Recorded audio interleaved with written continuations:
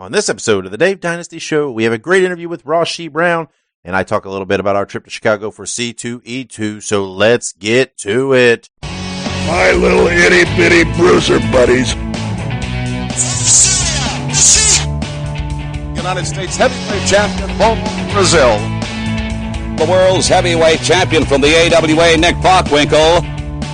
The Midwest supporting, bruiser loving, positivity spreading, world's most dangerous podcast. Join former pro wrestler and promoter Dave Dynasty as he supports and promotes Midwest pro wrestling.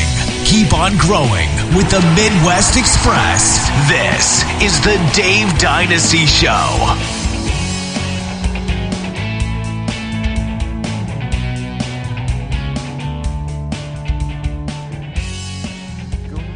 And welcome to the Dave Dynasty Show. I am your host, Dave Dynasty. Back in North Carolina after a weekend in Chicago, we went to the Windy City for C2E2, the huge comic and entertainment convention. Had a great time up there. Saw lots of things. Didn't really. AEW was there. Had a booth. They actually had a pay-per-view there Saturday night in Chicago. But I didn't really have anything to do with the AEW. I didn't see anybody, didn't meet anybody. They're just, I didn't have a lot of interest. There's a couple talents in AEW that I am a fan of, that I enjoy their work of, but they weren't there the time I was there, so I steer clear. But I did see lots of cool things, bought some very cool stuff, had a great time, ate a lot of great food. That's always a must on a trip. But we're back, and the Dave Dynasty Show is back with a new episode, and a great episode. Featuring Rasche Brown, who, a former wrestler for Ring of Honor, for the NWA, a great talent, very not afraid to say what he thinks, and that I love that. That's wonderful. He's a wealth of information, a wealth of experience, and he's more than willing to share it, and he does today. He gets very passionate about a few topics. It's a great interview, one that I'm glad you're here to listen to, and make sure you share this episode and tell everybody else to give it a listen as well. Tell them that the Dave Dynasty Show is the top professional wrestling podcast covering Midwest professional wrestling every week for free on all podcast platforms. So make sure you help spread the word, spread this net that we are calling the Midwest Express and supporting Midwest professional wrestling past and present. We appreciate it. We appreciate everything you do. And make sure when you support us that you do so financially as well. I'm not begging for money, but there are costs involved with doing these podcasts. The travel that's incurred when you go to shows and events, and then just the day-to-day operation of the website, the equipment, the editing software, and different things like that. So just, a few bucks here and there. You could do that at Patreon or PayPal. They are both, you just look us up at The Dave Dynasty, or there are links at davedynasty.com for both. And also make sure when you support the show that you do so on social media. Follow us on all our platforms, especially YouTube. On YouTube, we post all the new episodes of the podcast, but there's lots of other things on YouTube as well, including lots of Midwest classic professional wrestling that you'll want to see. There's some great stuff up there. So look us up on YouTube and make sure you follow us there. They're right here as we go to break. You'll hear the clip talking about all of our social media and the ways you can support the show outside of just listening. And again, if you listen to us on Apple Podcasts, make sure you rate and review us, because that helps us in those algorithms and gets us out there as a suggested listen for other people. So had a good week, had a good weekend. Like I said, went to Chicago. I don't watch a lot of professional wrestling. I know a lot of podcasts out there. All they do is they come on and they review and regurgitate the modern product. I don't watch a lot. I don't watch WWE at all. I will go on and read headlines, whatever else, just so I have a cursory, knowledge of what is happening. But I don't really watch. I watch NXT semi-regularly. I do enjoy NXT. I watch the NWA Power Show, and I still watch Ring of Honor. I do enjoy Ring of Honor on some level. It's not quite what it was, during its peak years, but there is a lot that I enjoy there. Outside of that, I'm kind of hit or miss with things. I like to watch Ohio Valley Wrestling often on YouTube online, but I don't watch. I just don't watch a lot of modern wrestling. To be frank, a lot of it bores me. And when I do watch something, it's typically, streaming or, after it's been DVR'd or recorded. And I fast forward through the parts I don't like. And I just watch certain people, certain things. And that's just the way it is. That's just my opinion. That's just me. If you enjoy it, more power to you. I'm cool with that. It's just not something that I enjoy. It's not even something, a lot of it I don't even recognize as professional wrestling anymore, right? I mean, and it is what it is. But anyway, I got kind of sidetracked there. Had a great week. Hope you did too. Had a fun weekend. But I'm glad to be home. I'm glad to be home here in the Dynasty Den and studio recording this new episode of the Dave Dynasty Show. And like I said, it is a great interview that we have for you. So let's take the break. Let's get to that interview. My co-host Ike Isaacs conducted this with Rasche Brown. So let's take a break, and we'll have that interview when we come back. So stick around. Hey, make sure you visit DaveDynasty.com. That is your central hub for everything within the world of the Dave Dynasty Show. From there, you can find links to follow us on all of our social media accounts. We are on Facebook, Twitter, Instagram, and of course YouTube, which you will want to subscribe to our YouTube channel. We have lots of classic wrestling, every episode of the podcast, and other exclusive features there. While you're at DaveDynasty.com, check out the links to help financially support the show. That is how we keep this free every week. You can go to ProWrestlingTees.com/The Dave Dynasty and buy a shirt to help us out. PayPal.me/The Dave Dynasty to make a one-time financial contribution. Patreon.com/The Dave Dynasty to make ongoing monthly contributions. Or you can click our affiliate links for Amazon.com and HighSpots.com. No additional charge to you, but it helps us out. Thank you for your support, and check out DaveDynasty.com. Complete your experience with the Dave Dynasty Show.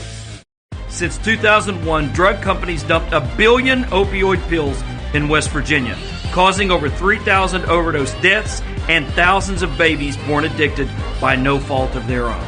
I'm attorney Stephen New. If you're the grandparent or guardian of a child born with neonatal abstinence syndrome, call me. I'll help you seek just compensation. Call the law offices of Stephen P. New at 1-844-BAD-PILLS before time runs out. And welcome back to the Dave Dynasty Show. I am your co-host, Ike Isaacs, and today we are joined by Rasche Brown. How are we doing today, sir? I'm great, my man. How are you? I'm doing wonderful. Living the American dream. Well, hey, we're going to go ahead and jump right into it. So, first question, as always, where are you from? I'm from Milwaukee, Wisconsin. Right on. Is that where you grew up? Yeah, currently I live in Arizona, but I lived in Milwaukee until 5 or 6 years ago. Okay. So I spent the first 40 years of my life there, 37 years, something like that, 38 years. Okay, right on. Yeah. And then growing up there, what was your childhood like? Did you play any sports, anything like that? Did you watch wrestling as a kid? Well, of course.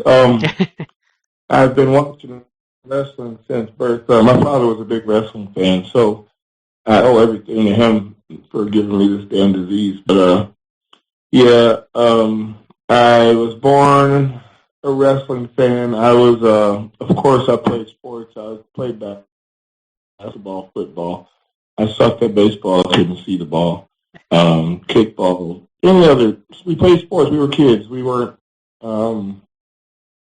out there to just play one sport to be a professional at something. We played everything. So, yeah, of course, wrestling and sports, that's been my whole life. So, yeah, I love them both. But wrestling is always number one. Of course. So, obviously, we're having you on the show because, with wrestling, there are all kinds of different people who go into wrestling, who spend time of their life in wrestling.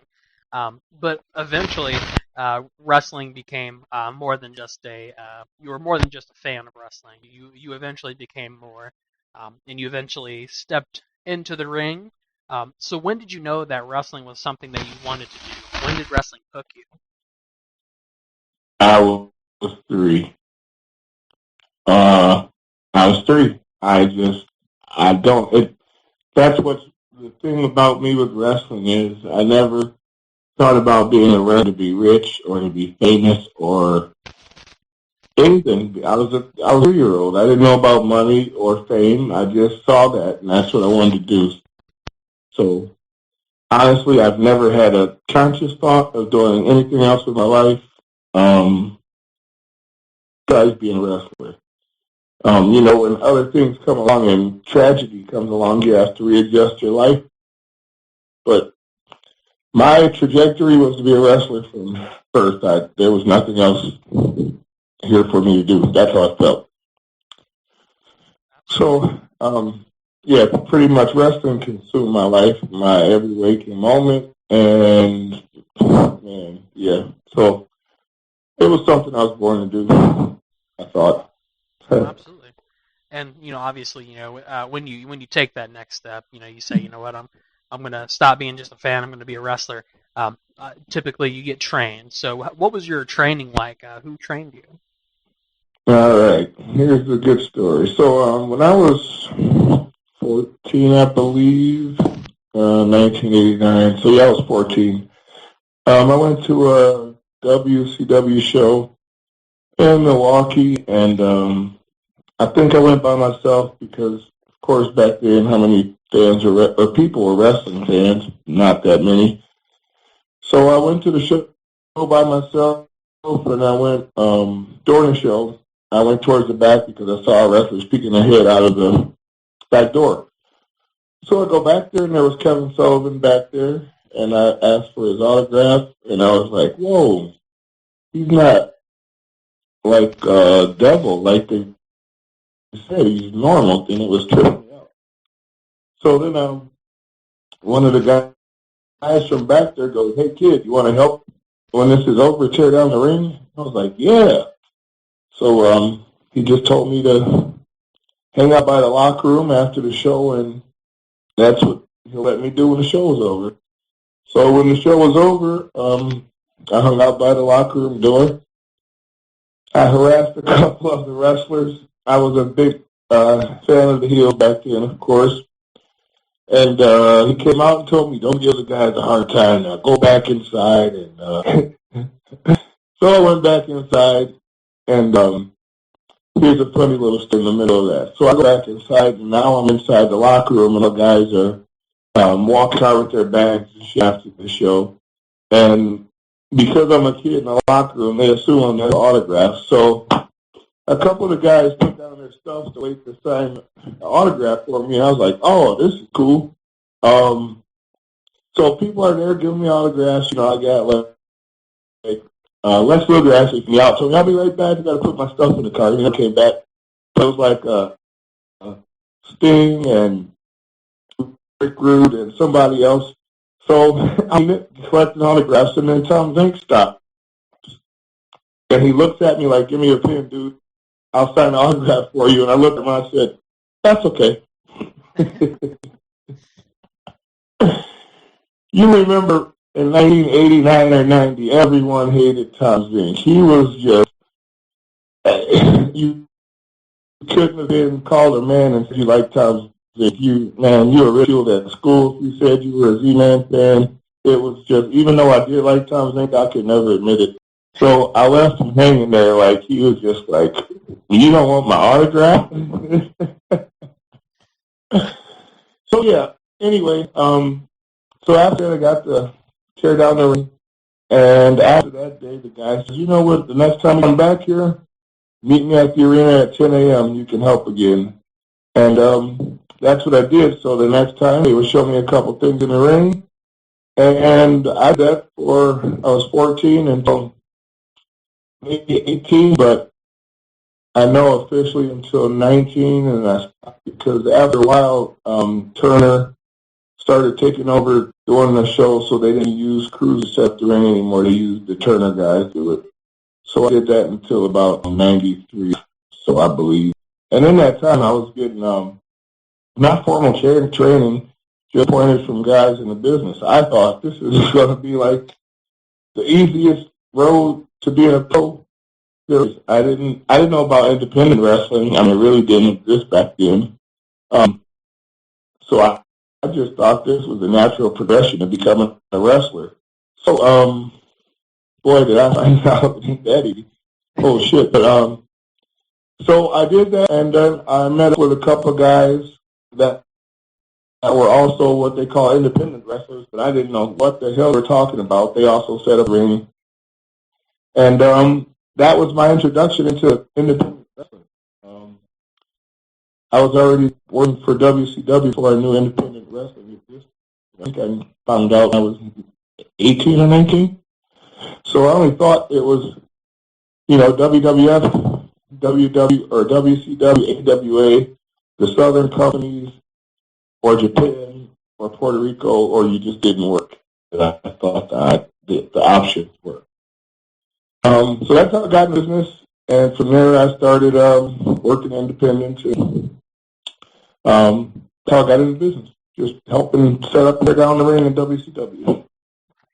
So, definitely making that progression. You start with WCW, independent wrestling, and you continued your training. And let me ask, what was your first match? What was that like?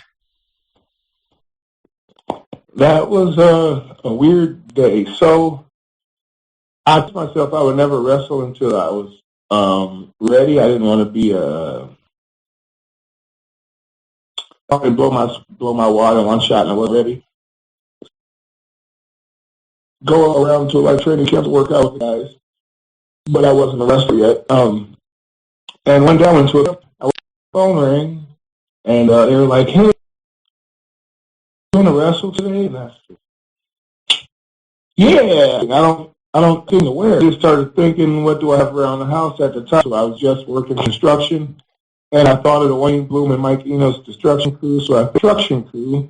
I could do I had the big mallet, so we could have been the crew because they needed a tag team. So I had to team this guy. So I said, if I can do that, this was kind of the beginning. I think would fly in wrestling maybe a year or two earlier. But I went to this fair out there, and so I tried to follow rules of theory in our match as much as I could, and I had my few hundred people at a fair. It was pretty cool, and I just feeling I was pretty good match, and that was it. It was just out of nowhere. It's like a Saturday afternoon in July. I just started wrestling. So that's how it got in. Absolutely, and obviously, anytime I ask people stories about their first match, it's either one of two extremes. It's either like, oh, it was probably the worst day of my life, or you know what, it wasn't that bad. Yeah, no, it was bad. I never doubted my skills. The only time I ever had doubt in my mind was when I got my tryout with WWF, and I got my job that day. I was in the locker room, and I was 22 years old at the time, and I was 6'4" and 250 pounds. In the locker room, I was like a little twig, and I'm like, oh my God, how do I get that big? I didn't do steroids, so I thought everyone else played there because I was a little naive that way, thinking, well, they all passed their drug test, they're here, right? But we know it doesn't work that way. But that was the only time I second guessed myself. Was like, this is next level. And hey, I didn't call me come here and try out. Those called me, so I guess I had to check myself to convince myself I did belong. In my own mind, I knew, wow, these dudes are on the next level of whatever they're on. So absolutely. So I guess the next little subject that I want to talk about obviously is some of the places that you've had the opportunity to work at. So just a couple things to talk. At one point you worked for the NWA, where you held the World Tag Title with Keith Walker as the Skull Crushers. So tell us about working for the NWA. What do you want to know? Well, what was it like being able to, basically being able to say, hey, I was at one point, tag champions. What was that like? What was it like being able to say that, hey, I'm an NWA title holder? As the story goes, man, you name in history of the earth, you name another, well, and not at 3 because I know about the NWA. I was born in the AWA territory, but I think maybe 5 or 6. I said I wanted to be the NWA Tag Team Champions when I grow up. I never said I wanted to be a WWF Tag Team Champion or an AWA Tag Team Champion. I never even said I wanted to be the World Heavyweight Champion. I always said I wanted to be one half of the NWA World Heavyweight Tag Team Champions, and I fucking did it. And the thing that hurts is the NWA wasn't as strong as it was when we won the titles, but it doesn't diminish the fact that I called my shot as a 5-year-old, and I accomplished what I set out to do as a child. And the thing about being a champion, especially in a place like the NWA, it's easier to be a legitimate shoot champion of a company than it is to be a political champion of a company, if you know what I mean. So it's much easier to be Brock Lesnar and say, come and beat me if you can, than it is to be Roman Reigns and say, the company's making you do this or making me do this. Do you know what I mean? Right. So I feel like I accomplished my goal as a child, and on top of it, we were the longest reigning NWA champ or tag team champions of any kind, actually. So it was the titles were held with honor for most of the time. At the end of it, there wasn't too much competition, and it's not like I'm taking shots at people, because it's just simply the case. Back then, even if you go look at the so-called rankings for the worked magazines, there weren't any tag teams around back then. Man, it was the Dudleys and us, and then there's a bunch of makeshift tag teams in the top 10 all the time. WWF kept flip-flopping people. There weren't a steady tag team division. The NWA wasn't steady tag teams there, and the independent business was actually down. So there weren't a lot of tag teams, so we didn't have a lot of competition, and we didn't wrestle as many people as we would have liked to. And also the conflict of being an NWA champion, Keith, when we were the tag champs, he was also working for Pro Wrestling Noah. And the NWA champions usually align with New Japan Pro Wrestling. So he hampered my ability to work in Japan, because as my partner, he was Bison Smith's partner in Noah.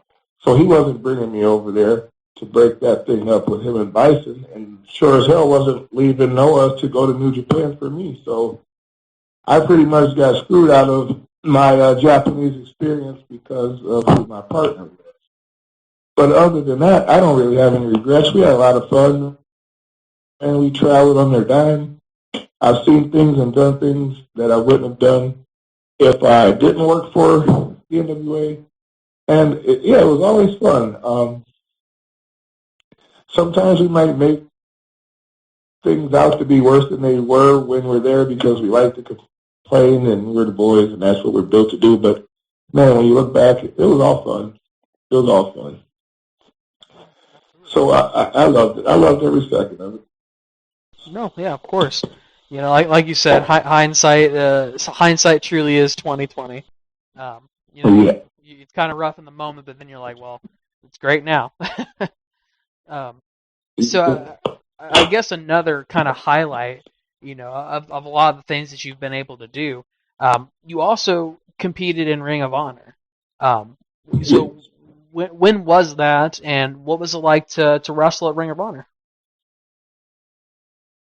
I believe that was 2009-10 or 2008-9-10, like the end of, it's like a total of maybe 18 months span between 2009 and 11, something like that. Ring of Honor, I liked it a lot. my biggest, so how do I explain it? You see what wrestling has become. Yeah. And I'm from the old school, and I'm not talking about sitting on a damn headlock and no, but I hate when people don't sell and they do too much shit for no reason. And I go there, and it's like either I have to conform and do their shit, or I have to stay me, and then the smart marks hate me because I'm a boring cartoon wrestler, but actually, I'm not a cartoon. Actually, this is me toned down. I can't be me on TV because there would be too many burps, and you can't say that and do that. So I'm not a cartoon. And actually, if you hung around me for a day or two, you'd go, when do you turn this shit off? Because I don't, except for when I'm like right now, there's no reason for me to talk shit to you and be a cocky dick. But I do that in sports, and I do that.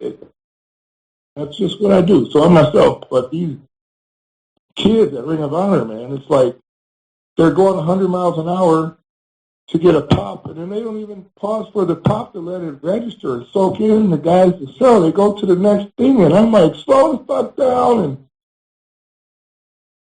so while I was there, Jim Cornette was in charge and Pierce was in charge. So I'm like, I have to do this to keep up with them, or I'm just going to be a fossil.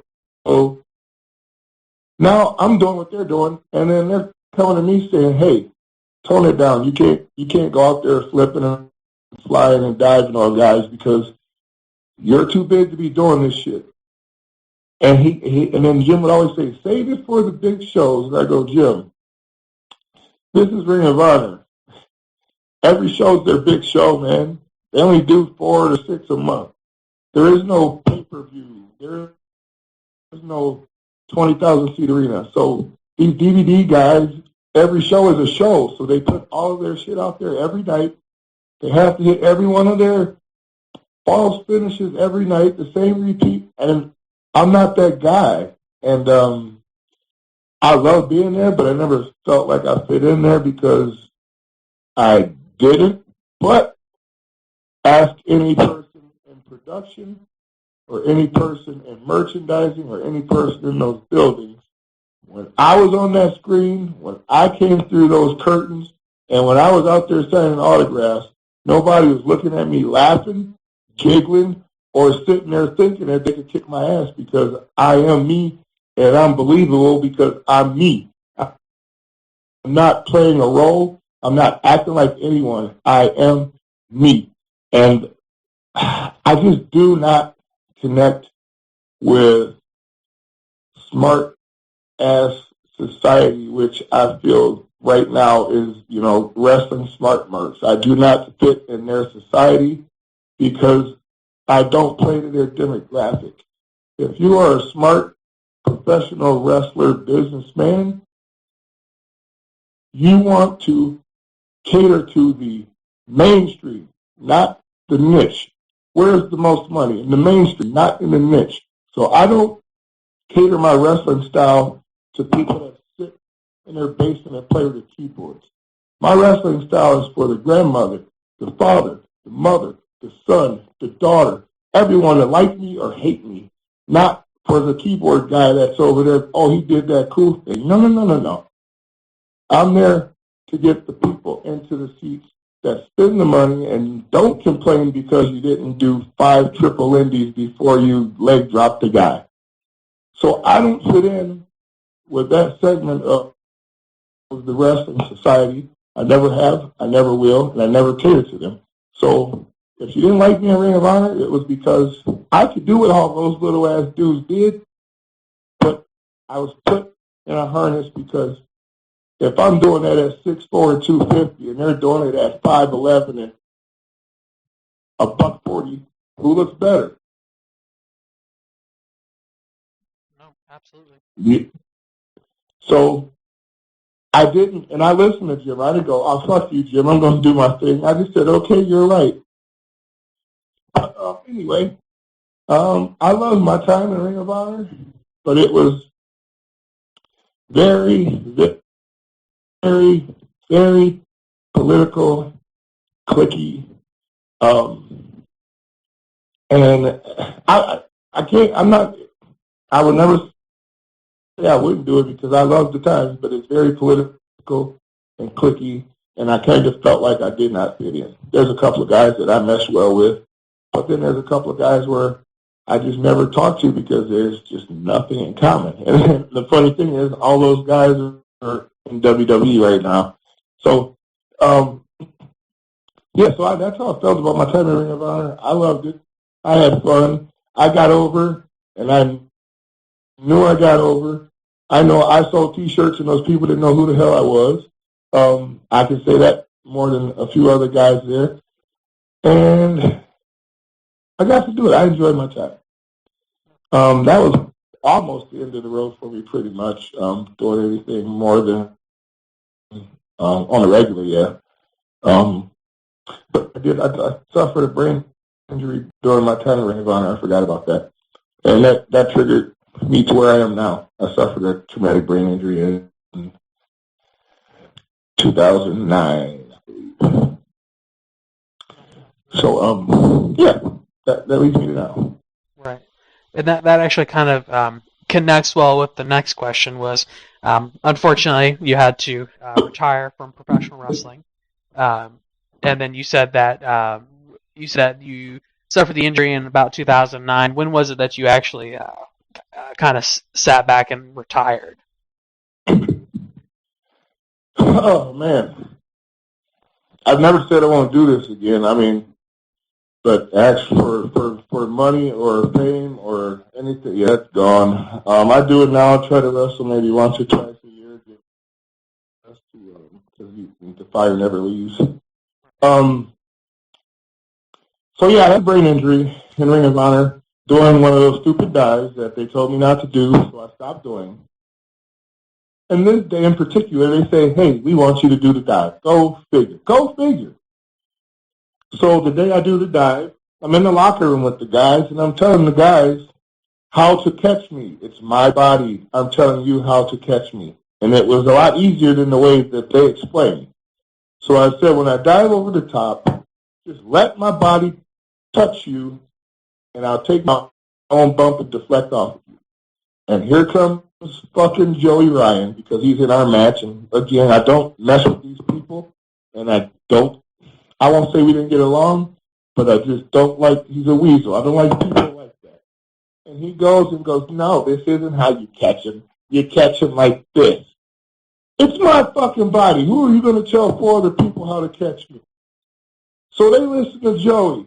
And when I dove over the top rope, instead of 4 or 5 guys being there to catch me, when I jumped into the pool of those people, they all took a step back. So when they all take a step back, there's nothing in the middle, and my fucking head hits the ground. So anyway, I hit my head, and I thought someone kicked me in the head. I thought it was a fan. Luckily, it was at the end of the match. And I was supposed to break up a pin or miss the pin, and the match would be lost because I didn't break up the pin. So it worked out fine because it was a shoot. I was trying not to throw up and vomit, and I missed the pin. This was in Chicago. I had a double shot that night. That night I was supposed to wrestle in Waukesha also, which is a suburb of Milwaukee. I was the opener for Ring of Honor because I had the double shot. Adam asked me if I was all right, and I was wondering why. And I'm like, I'm fine, Adam Pierce. I'm like, I'm fine, bro. I got to do my other show. I'm going to get out of here. And it took me 5 hours to drive 2.5 hours, but I started driving in the wrong direction with my GPS in my face telling me I'm going the wrong way, but I could not listen to my GPS. I finally get to the show after my match was supposed to happen, and I just break down and just started crying. Everybody was like, what's wrong, man? And I'm like, I don't know. But this was the day, remember when Umaga died? He died 2 days before this, I believe. And we were at the show where Umaga's manager was there. There was a bunch of names on the show. So they thought I was crying about Umaga dying, and I'm like, no, I don't know why I'm crying. I don't know. I just don't know. I go home, pounding headache 3 days later. I'm like, I got to go to the hospital. something's not right. And I go, and they inject some dye in me, and they go, whoa, you have bleeding on your brain. We need to get you here immediately. We have to reduce the swelling. So I was in the hospital for a couple of days. They gave me prednisone to reduce the swelling, and I was on that crap for 8 months. And then what that triggered was bipolar disorder. It's hereditary in my family, but the brain injury triggered the dormant bipolar, which activated in my brain. And when it activated, it multiplied over like 4 or 5 times. So everything with the CTE and the concussion stuff I've been through. And I still have lapses of memory, like 2009, 10, 11, I signed contracts business-wise that I have no recollection of. I've done things I no memories at all. 3 months of my life are completely gone. I just don't even remember the whole season of winter. I don't remember it. The pains that I have, the mental pains that I have, where like even right now, it made me hyper sensitive. What's the other word? I've developed empathy beyond anything you can believe. I can't watch violence on TV. Anything to make me cry, from a kid winning a race just down the street, 2 little kids running and 1 kid won the race, to watching a freaking mouse die in the alley. I mean, anything to make me cry. Joy, frustration, anger. So on top of all of that, whenever I watch wrestling, if I hear the screams of the crowd from the 80s, hot tags, music from wrestlers from the 80s, or if I watch any of my matches, I just break down crying, man. Tears, I can't control it. It's a big, crazy deal from that brain injury that's left me permanently messed up for life. And at the same time, it's like the greatest gift that I've ever been given. I think the brain injury opened up chambers to the brain that aren't naturally open anymore. So I kind of have these weird, I won't call them superpowers because they're within us already, but I have developed a lot of special powers with my mind over the last 10 years, and I really wouldn't trade it for anything. So everything happens for a reason, and if all of that brought me to this point, so be it. And again, when you think there's no way you can possibly live, no way without being a wrestler, no way, just kill me now and there is a way. So I feel everything is a lesson. Don't ever say you'll never do, because something's going to make you do to prove that, oh, yes, you will. And I never wanted to be the messenger for injuries, but I have become the messenger for injuries because I keep overcoming these obstacles set in front of me. And that's the thing. You don't even know. Since that injury, I've broken my neck 3 times. I'm missing my C5 and 6 in the back of my neck. I'm missing the discs in the front. Those are artificial titanium. I broke my back, pelvis, hip. My leg went sideways like Joe Montana. I was in a motorcycle accident 6 years ago. They were going to amputate my leg in my sleep. They let me have it because I was 37 years old, and they gave me a second chance. I was never supposed to walk again, run again, walk again. Man, I'm playing basketball 6 days a week. I lift weights 5 days a week. I've overcome every single obstacle that I personally thought I could never do if I was in this position, and every single position where I never wanted to be in because I'm not here to be a messenger. So my whole life is for some weird-ass reason, and I accept it all. It's just so hard about the pro wrestling to not go out on your terms and the way you want it. That's the only thing that kills me. It ain't that I'm not famous. I don't give a damn about not being famous or rich, because that was never my goal. It's just that I can't do the thing that I love to do every day. That is the only thing that hurts in my whole life is I didn't get to leave on my terms. Absolutely. So, I mean, honestly, that's a perfect way to, that's a perfect way to finish this, because that's what it is. Like you said, you unfortunately didn't get to go out on your terms, but I'm glad to hear that you're doing good. That was, I obviously have read up on you to some great extent, so I knew that this kind of stuff had occurred. So it was. I appreciate you sharing all that with me, of course, and sharing that with the fans of the Dave Dynasty Show.